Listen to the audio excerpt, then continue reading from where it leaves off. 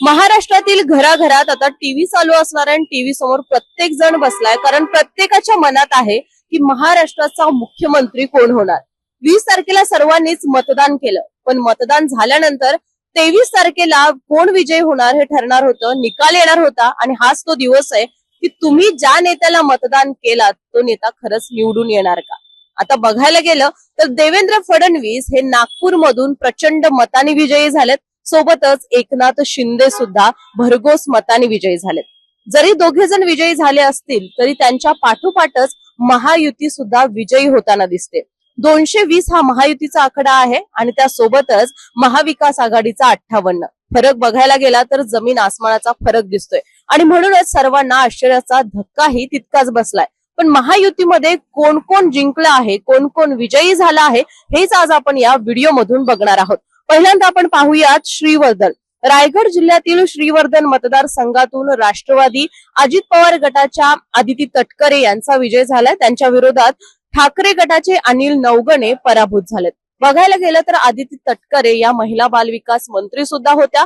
त्याच्यामधून त्यांची जी कामं आहेत किंवा त्यांना जे बोलायचं त्या बिनधास्तपणे बोलताना दिसल्या. आणि आता बघायला गेलं तर आदिती तटकरे पुन्हा एकदा विजयी झालेत.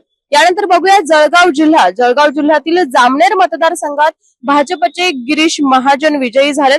भरघोस मताने विजयी झाले. गिरीश महाजन याच्या मागे पर्यटन मंत्री होते आणि याच्यातून त्यांनी त्यांचं काम सुद्धा केलं. पण गेली कित्येक वर्ष गिरीश महाजन हे भाजपच्या पक्षामधून विजयी होताना आपल्याला दिसतात आणि यावेळी सुद्धा झाले. त्यांच्या विरोधात राष्ट्रवादी शरद पवार गटाचे दिलीप खोडपे होते, त्यांचा पराभव झालाय. सिंधुदुर्ग कणकवली मतदारसंघामध्ये बघायला गेलं तर भाजपचे नितेश राणे विजयी झालेत. एकंदरीत बघायला गेलं तर प्रत्येक जिल्ह्यामध्ये किंवा प्रत्येक मतदारसंघात आपण बघतोय की भाजप विजयी होताना दिसते. नितेश राणे यांच्या विरोधात ठाकरे गटाचे संदेश पारकर होते, त्यांचा पराभूत झालेत. यानंतर मुंबईचा वडाळा मतदारसंघ काही वेळानंतर किंवा काही वेळापूर्वीच मी तुम्हाला एका व्हिडिओमध्ये सांगितलं होतं की मुंबईचे कालिदास कोळंबकर हे शिवसेना शिंदे गटाचे आहेत. हे आमदार आता विजयी झालेले आहेत. बघायला गेलं तर हे महायुतीचं सरकारच आपल्याला पुन्हा एकदा येते की काय असं वाटतंय, कारण निश्चितच यांचा विजय 220 आकडा पाहिल्यानंतर आपल्याला कळतोय. यानंतर अहमदनगर जिल्ह्यातील शिर्डी मतदारसंघात सुद्धा वेगळं चित्र नाहीये. भाजपचे राधाकृष्ण विखे पाटील हे भरघोस मताने विजयी झालेत. मलबार हिल मतदारसंघात भाजपचे मंगल प्रभात लोढा जे काही वर्षांपूर्वी पर्यटन मंत्री होते आणि त्यानुसारच मंगल प्रभात लोढा यांची सर्वात जास्त चर्चा सुद्धा होती. महिला बाल विकास मंत्री म्हणून सुद्धा त्यांनी काम पाहिलं होतं आणि निश्चितच आता पुन्हा एकदा मंगल प्रभात लोढा यांचा विजय झालाय. ठाकरे गटाचे जे भैरूलाल चौधरी होते हे यांच्या विरोधात होते, ज्यांचा पराभव झाला. यानंतर अमरावतीतील बडनेरा मतदारसंघ आपण बघितला तर सर्वात जास्त चर्चेत आहे. त्याचं कारण म्हणजे महायुतीचे रवी राणा आहेत यामध्ये आणि यांचाच आता विजय झालेला आपल्याला दिसतोय. शिवसेना ठाकरे गटाचे सुनील खराटे यांचा मात्र इकडे पराभव झालाय. गेले कित्येक दिवस आपण बघतोय की ठाकरे गट त्याचबरोबर शिंदे गट बंडखोरी झाल्यानंतर कोण आमदार होणार किंवा कोणाचा विजय होणार याची चर्चा सतत चालू होती.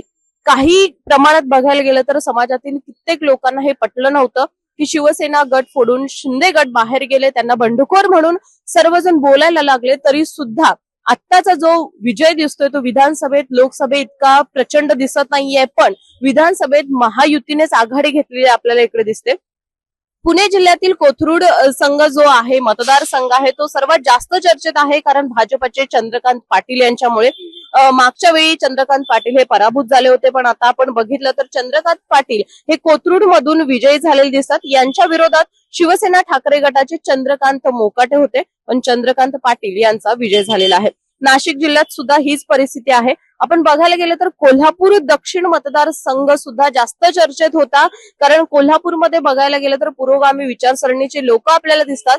भाजपचं इतकं वर्चस्व नसलं तरी काँग्रेसचं वर्चस्व असल्यामुळे महाविकास आघाडीच्या कुठेतरी सीट्स येतील असं सर्वांना वाटत होतं. पण कोल्हापूर दक्षिण मतदारसंघातून सुद्धा आश्चर्याचा धक्का बसलाय, कारण भाजपचे अमल महाडिक विजयी झालेत तर काँग्रेसचे ऋतुराज पाटील यांचा पराभव झालाय. तर ही होती कोण जिंकलं आणि कोण हारलं ही माहिती. त्याचबरोबर याच बद्दलच्या ज्या अपडेट आहे काही वेळानंतर आम्ही पुन्हा एकदा तुम्हाला देऊच. पण या अपडेट बद्दल तुम्हाला काय वाटतं हे कळवायला विसरू नका आणि असेच व्हिडिओ पाहण्यासाठी माय महानगर लाईव्हला जरूर सबस्क्राईब करा.